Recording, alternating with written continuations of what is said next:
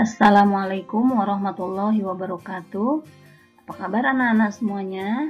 Semoga kalian semua dalam keadaan sehat walafiat dan selalu ada dalam lindungan Allah Subhanahu wa taala. Anak-anak, pertemuan kali ini kita akan membahas materi IPS kelas 9 Indonesia dari masa kemerdekaan hingga masa reformasi. Sebelum kita memulai pembelajaran, seperti biasa, mari kita berdoa untuk memohon kepada Allah diberikan kelancaran dalam pembelajaran ini dan mendapatkan ilmu yang bermanfaat. Bismillahirrahmanirrahim. Raditu billahi robba wa bil islami dina wa bi Muhammadin nabiyya wa rasula. Rabbi zidni ilma warzuqni fahma. Amin ya rabbal alamin. Nah, anak-anak, kompetensi dasar yang akan kita pelajari dalam pembelajaran kali ini yaitu 3.4, menganalisis kronologi perubahan dan kesinambungan ruang geografis, politik, ekonomi, pendidikan, sosial budaya dari awal kemerdekaan sampai awal reformasi. Sedangkan untuk 4.4-nya menyajikan hasil analisis kronologi perubahan dan kesinambungan ruang geografis, politik, ekonomi, pendidikan, sosial budaya dari awal kemerdekaan sampai awal reformasi. Nah, anak-anak, yang pertama kita bahas adalah masa kemerdekaan. Proklamasi kemerdekaan. Kita tahu bahwa Indonesia merdeka pada tanggal 17 Agustus 1945. Peringatan kemerdekaan selalu kita laksanakan setiap tanggal 17 Agustus untuk sebagai ungkapan rasa syukur kita kepada Tuhan Yang Maha Esa, Allah Subhanahu wa taala yang telah memberikan kemerdekaan kepada kita semuanya atau kepada bangsa Indonesia, dan juga ungkapan rasa terima kasih kita kepada para pahlawan, para pejuang yang telah berkorban baik itu jiwa, raga, materi, dan moral untuk memperjuangkan kemerdekaan Indonesia. Nah, kita lihat ini proklamasi kemerdekaan Indonesia, naskah asli yang diketik, ini sudah diketik ya, awalnya itu naskah aslinya tulisan tangan dari Insinyur Soekarno dan ini sudah diketik oleh Sayuti Melik. Persiapan kemerdekaan Indonesia. Pembentukan Badan Penyelidik Usaha Persiapan Kemerdekaan Indonesia atau BPUPKI. BPUPKI didirikan tanggal 1 Maret 1945 yang terdiri dari 63 orang yang diketuai oleh Dr. KRT Rajiman Widyodiningrat. Sidang pertama tanggal 29 Mei sampai 1 Juni 1945 membahas tentang rumusan dasar negara Indonesia merdeka, dan rumusan dasar negara diusulkan oleh 3 orang tokoh, yaitu Mr. Muhammad Yamin, Mr. Supomo, dan Insinyur Soekarno. Nah, ini adalah gagasan dasar negara yang diusulkan. Mr. Muhammad Yamin mengusulkan pada tanggal 29 Mei 1945, yaitu peri kebangsaan, peri kemanusiaan, peri ketuhanan, peri kerakyatan, dan kesejahteraan rakyat. Sedangkan Mr. Supomo tanggal 31 Juni 1945 yaitu persatuan, kekeluargaan, keseimbangan lahir dan batin, musyawarah, keadilan sosial, dan yang diusulkan oleh Insinyur Soekarno pada tanggal 1 Juni 1945 adalah kebangsaan Indonesia, internasionalisme atau peri kemanusiaan, mufakat atau demokrasi, kesejahteraan sosial, dan ketuhanan Yang Maha Esa.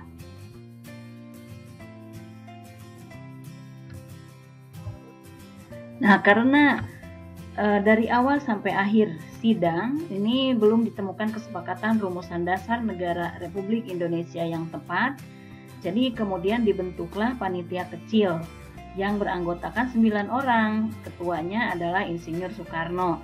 Nah, yang 9 orang ini disebut sebagai Panitia 9 yang bertugas untuk mengolah usulan dari anggota BPUPKI mengenai dasar negara yang sudah diusulkan oleh 3 orang tadi.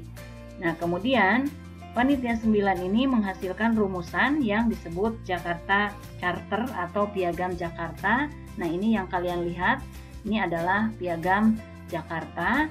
Adapun anggota atau yang termasuk kepada Panitia 9 ini, yang pertama adalah Insinyur Soekarno sebagai ketua, Dr. Andes Muhammad Hatta wakil ketua, Mr. Alexander Andreas Maramis, Abikusno Cokro Suyoso, Abdul Kahar Muzakir, H. Agus Salim, Mr. Ahmad Subarjo, Kiai Haji Abdul Hamid Hashim, Abdul Wahid Hasim, dan Mr. Muhammad Yamin. Nah, ini yang 7 orang ini adalah berperan sebagai ketua, sedangkan Insinyur Soekarno ketua dan Muhammad Hatta sebagai wakil ketua. Kemudian sidang kedua BPUPKI tanggal 10 sampai 17 Juli 1945. Sidang kedua membahas rencana Undang-Undang Dasar dan membicarakan bentuk negara. BPUPKI membentuk panitia kecil yang beranggotakan 19 orang untuk mempercepat kerja sidang. Panitia ini bernama Panitia Perancang Undang-Undang Dasar yang diketuai oleh Insinyur Soekarno.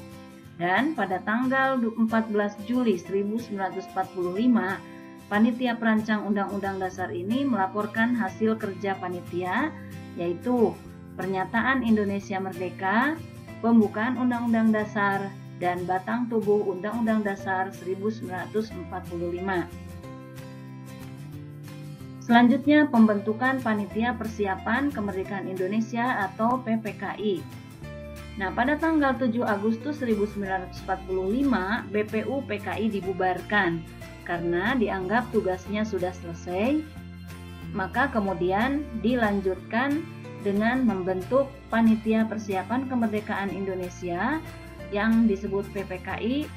Ketuanya adalah Insinyur Soekarno dan wakilnya Muhammad Hatta. Adapun sebagai penasehat yaitu Ahmad Subarjo.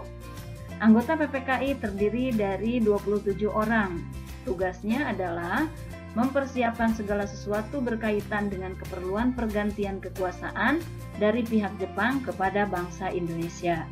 Dan secara simbolik, PPKI ini dilantik oleh Jenderal Terauchi pada tanggal 9 Agustus 1945 dengan memanggil 3 tokoh nasional, yaitu Insinyur Soekarno, Dr. Andes Muhammad Hatta, dan Rajiman dan Dr. Rajiman Widyodiningrat dipanggil ke Saigon, Dalat, Vietnam untuk menerima informasi tentang kemerdekaan Indonesia.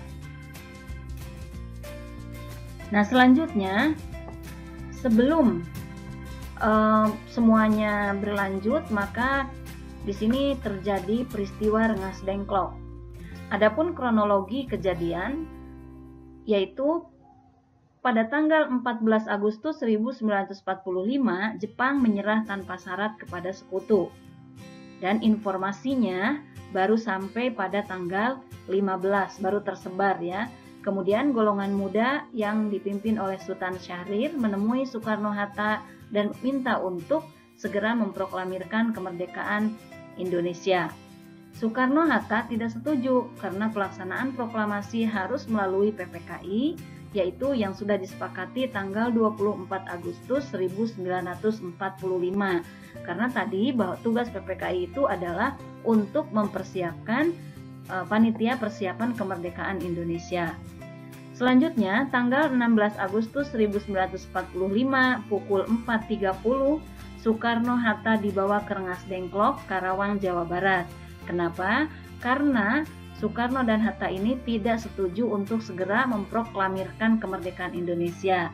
Sementara golongan muda ingin segera proklamasi kemerdekaan itu dikumandangkan. Selanjutnya, setelah Soekarno dan Hatta berada di Rengas Dengklok, kemudian Ahmad Subarjo dan Sudiro datang menyusul ke Rengas Dengklok dan memberitahukan bahwa benar adanya Jepang kalah atau Jepang menyerah kepada sekutu tanpa syarat. Akhirnya kemudian Soekarno bersedia memproklamasikan kemerdekaan Indonesia di Jakarta. Dan setelah disepakati, maka kemudian dengan jaminan Ahmad Subarjo, akhirnya Soekarno dan Hatta dilepaskan dan mereka pada saat itu juga langsung menuju Jakarta. Kemudian setelah mereka disepakati untuk diproklamasikan kemerdekaan, kemudian dilanjutkan dengan perumusan teks proklamasi kemerdekaan Indonesia. Pada tanggal 16 Agustus 1945 pukul 20 ya, atau pukul 8 malam, Soekarno dan Hatta serta rombongan kembali ke Jakarta langsung menuju rumah Laksamana Maeda. Siapa itu Laksamana Maeda? Laksamana Maeda adalah seorang tokoh Jepang yang simpati terhadap perjuangan bangsa Indonesia, dan di situ dijamin keamanannya. Jadi Laksamana Maeda ini menjamin keamanan para tokoh yang akan merumuskan naskah proklamasi, tidak akan ada gangguan dari tentara Jepang. Kemudian Soekarno menuliskan konsepnya dengan tulisan tangan, dan ada usulan pertama atau kalimat pertama adalah usulan Ahmad Subarjo dan kalimat terakhir usulan Muhammad Hatta.